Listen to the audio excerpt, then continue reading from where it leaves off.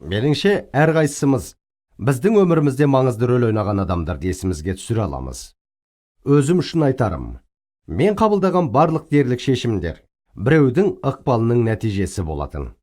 Ғалымдар жасөспірімдерге не нәрсе әсер ететінін анықтауды ұйғарды.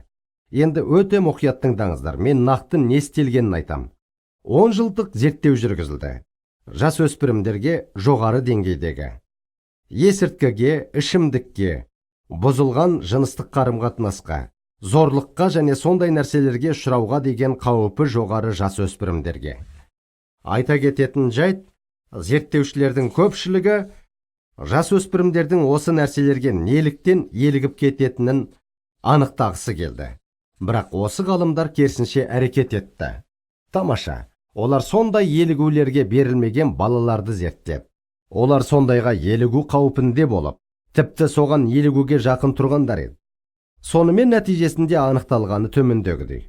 Көптеген жылдар бойғы зерттеулерден кейін жасөспірімнің 80% үлкен қауіпте тұрса да, қауіпті адамға жол бермегендердің айтуынша, олардың осы жолдан сақтануы бір адамның олардың өміріне қызығушылық танытқанының арқасында екен.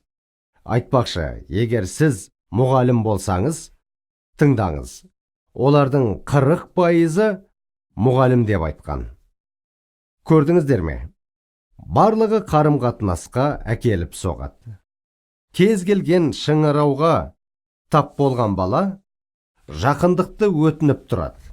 Біреу оны сүйгенін аңсап тұрады. Солай оның өміріне ықпал еткенін.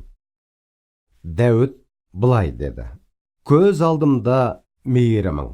Бұл оған қалай әсер етті? Сенің ақиқат жолыңмен жүріп келем. Әрбір жасөспірім осындай мейірімге, осы шартсыз сүйіспеншілікке және Құдайдың ақиқатында өмір сүруге лайық. Менің сенетінім, тіпті осы аптада сіз артқа көз жүгіртіп, сіздің өміріңіздің, жасыңыз нешеде болмасын, Мәсіх үшін сіздің өміріңіз басқа біреудің өміріне қалай ықпалын тигізгенін көре алатын боласыз.